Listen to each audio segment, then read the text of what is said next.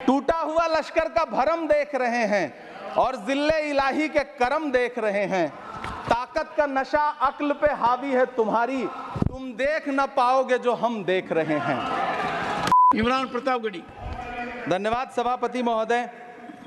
83 minute 71 बार थपथपाई गई मेज, 14,417 शब्दों का बजट भाषण और उस बजट में अपने लिए राहत तलाशती मिडिल क्लास की हैरत ज़दा आंखें। सभापति महोदय, मेरे हाथों में जो दस्तावेज है दरअसल ये देश के किसानों, गरीबों, मजदूरों की उम्मीदों का स्मारक है। ऐसा लग रहा है जैसे वित्त मंत्री महोदया ने बजट नहीं तैयार किया है बल्कि प्रधानमंत्री जी की मन की बात का संकलन तैयार किया है। टूटा हुआ लश्कर का भरम देख रहे हैं, टूटा हुआ लश्कर का भरम देख रहे हैं और जिल्ले इलाही के करम देख रहे हैं। ताकत का नशा अक्ल पे हावी है तुम्हारी, तुम देख न पाओगे जो हम देख रहे हैं। वित्त मंत्री महोदया ने इस बजट में महंगाई पर सिर्फ 10 शब्द बोला है। जिस देश में टमाटर 100 रुपए किलो बिक रहा हो। सभापति महोदय, मेरा टाइम पॉज करें और बार बार इंटरप्ट करने को या तो मना करें। हाँ बोले, कृपया बोले। सभापति महोदय, वित्त मंत्री महोदया ने इस बजट में महंगाई पर सिर्फ 10 शब्द बोले हैं। जिस देश में टमाटर 100 रुपए किलो बिक रहा हो, उस देश की वित्त मंत्री के पास बजट में महंगाई पर बोलने के लिए सिर्फ 10 शब्द है। डीजल, पेट्रोल, आटा, चावल, दाल, सब्जी की महंगाई का तो कोई जिक्र ही नहीं। सावन चल रहा है तो प्याज और लहसुन का दाम पूछना तो शायद पाप होगा। मैंने तो यह भी सुना है कि वित्त मंत्री जी जो चीज खुद नहीं खाती हैं उसके दाम से उनका कोई लेना देना नहीं होता। लेकिन इस बार बजट पेश करने के लिए पार्लियामेंट आने से पहले वित्त मंत्री जी ने दही और चीनी खाई थी। अब तो उनसे यह पूछा जा ही सकता है कि उन्हें दही, दूध और चीनी का रेट तो इन दिनों पता ही होगा। क्या उसे सस्ता करवाएंगी या नहीं सस्ता करवाएंगी? अगर पता है तो कृपया सस्ता करवाइए, क्योंकि इसी चीनी ने अमेठी में एक मंत्री महोदया का राजनीतिक कैरियर कड़वा कर दिया। सभापति महोदय, अपने शीश महलों में बैठे हुए सरकार के सांसद और मंत्री कह रहे हैं कि महंगाई कम हो रही है। संसद की कैंटीन से बाहर निकल करके एक चाय का कप खरीदिए, तब समझ में आएगा कि महंगाई कम हो रही है या बढ़ रही है।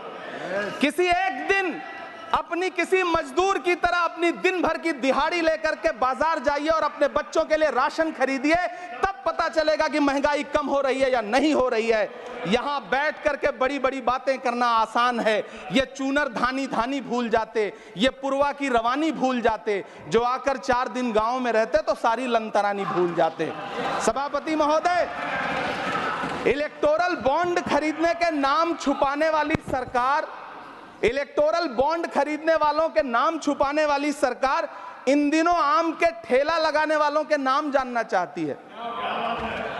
मुझे तो होटलों, ढाबों या आम के ठेलों पर नेम प्लेट लगवाने वालों से पूछना है कि कभी खून की बोतल पर देखा है किसी का नाम लिखा हुआ? मुझे पूछना है कि क्या कोरोना के दौरान अपनी उखड़ती हुई सांसों के लिए ऑक्सीजन तलाशने वाले किसी इंसान ने ऑक्सीजन लाने वाले किसी इंसान से पूछा था कि ऑक्सीजन लाने वाला इंसान हिंदू है या मुसलमान है? मुझे पूछना है कि लावारिश लाशों के लिए कोरोना में कांधा देने वाले, चिताओं के लिए लकड़ियां सजाने वाले किसी इंसान से पूछा गया था उसका नाम, उसका मजहब? लेकिन इन दिनों पूछा जा रहा है। सभापति महोदय, अफसोस देश के प्रधानमंत्री जी ने कभी न टूटने वाली चुप्पी ओढ़ ली है। सभापति महोदय, जनता ने 63 सीटें कम क्या कर दी, ये सरकार तो अमृतकाल का नाम लेना ही भूल गई। ये भूल गई है अमृतकाल को, ये भूल गई है मनरेगा को, ये भूल गई है मौलाना आजाद नेशनल फेलोशिप को, ये भूल गई है मणिपुर को, ये भूल गई है महाराष्ट्र को। मुझे गर्व है कि मैं राज्यसभा में महाराष्ट्र का प्रतिनिधित्व करता हूं।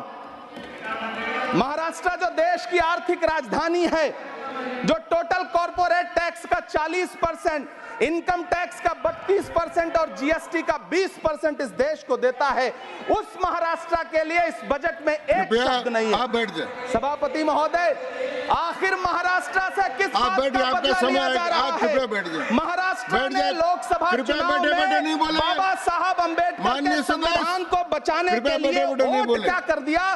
प्रधानमंत्री जी तो महाराष्ट्र से बदला लेने पर उतर आए। अब तो शायद उन्हें याद भी ना हो, यवतमाल का वो दाभड़ी गांव जहां 20 मार्च 2014 को वो किसानों के साथ चाय पर चर्चा करने गए थे और उनकी किस्मत बदलने के सपने दिखाए थे, उसी यवतमाल में पिछले 6 महीने में 132 किसानों ने आत्महत्या की है। सभापति महोदय, महाराष्ट्र में हर महीने 209 किसान आत्महत्या कर रहे हैं। राज्य सरकार द्वारा सौंपा गया आंकड़ा बताता है कि 1 जनवरी से 31 मई के बीच 1046 किसानों ने आत्महत्या की है। लेकिन अफसोस, इस बजट में महाराष्ट्र के किसानों के लिए कुछ भी नहीं है। किसानों से चिढ़ी हुई सरकार ने बजट में किसानों के एमएसपी की लीगल गारंटी नहीं दी। लेकिन याद रखिएगा, जो किसान का नहीं वो हिंदुस्तान का नहीं। सभापति महोदय, मुझे वित्त मंत्री जी से पूछना है कि वो जो कुछ साल पहले 100 स्मार्ट सिटी बनाने का ढोल पीटा गया था, सुना है उस ढोल में पानी भर गया है, इसीलिए आपने उसका नाम बदल करके सिटीज ऑफ ग्रोथ हब्स रख दिया है। अच्छा है, नाम बदलने का खेल खेलते रहिए, आपकी कई सरकारें तो इसी वजह से चल रही हैं। इस सरकार को पढ़े लिखे लोगों से दिक्कत है सभापति महोदय, इसीलिए इस सरकार ने यूजीसी का बजट 66% कम कर दिया है। वाह री सरकार। सभापति महोदय, मैं वित्त मंत्री जी के संज्ञान में लाना चाहता हूं कि किशनगंज में एएमयू सेंटर के पास 224 एकड़ जमीन है। यूपीए सरकार ने सोनिया गांधी जी की अगुवाई में 136 करोड़ रुपए एएमयू किशनगंज सेंटर के लिए सेक्शन किए थे। लेकिन आपकी सरकार ने पिछले 10 साल में उस 136 करोड़ में से सिर्फ 10 करोड़ रुपया रिलीज किया है। 1.5 करोड़ की आबादी वाला सीमांचल बेहतर शिक्षा के लिए उस सेंटर की बाट जोह रहा है। मेरा आपसे सवाल है कि इस सेंटर का बाकी पैसा आप कब रिलीज करेंगे? मुझे उम्मीद है वित्त मंत्री महोदया जवाब जरूर देंगी। सीमांचल उसी बिहार में आता है जिसकी बैसाखी के सहारे आपकी सरकार चल रही है। वहां के लोगों को एम्स की जरूरत है। महानंदा और कोसी से होने वाली बाढ़ की तबाही को रोकने के लिए बांध बनाइए, सीमांचल के साथ सौतेला व्यवहार बंद करिए। इकोनॉमिक कॉरिडोर बनाने से किसी राज्य का विकास नहीं होगा, विकास होगा स्वास्थ्य और शिक्षा के बुनियादी मुद्दों के लिए बजट देने पर।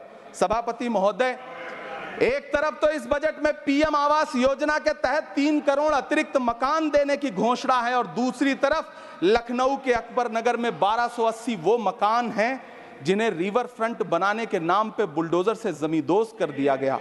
सभापति महोदय, लोग चीखते रहे, बच्चे बिलखते रहे, वसुधैव कुटुंबकम का नारा लगाने वाली सरकार इंसानों के घरौंदे उजाड़ कर जश्न मना रही है। सभापति महोदय, मेरा बहुत भावुकता के साथ देश के प्रधानमंत्री से सवाल है कि इन उजड़ते हुए मकानों और बेघर होते हुए घरों को देख करके आपको नींद कैसे आती है, आप सो कैसे पाते हैं? मेरा सवाल है इस देश के प्रधानमंत्री से, या तो लोगों के घरौंदे उजाड़ना बंद करिए या फिर करोड़ों मकान बनाने की झूठी घोषणाएं करना बंद करिए। यह बजट झूठ का पुलिंदा है। यह बजट आपके पिछले साल के बजट का कट कॉपी पेस्ट है। यह बजट हमारे चुनावी घोषणा पत्र की नकल करने की एक बेईमान कोशिश है। लेकिन कहावत है ना कि नकल के लिए भी अकल चाहिए। मेरे हाथ में एक तरफ न्याय पत्र है जो हमारा है और दूसरी तरफ अन्याय पत्र है जो आपका है। इस सरकार को आलोचना सुनने की आदत नहीं है सभापति महोदय।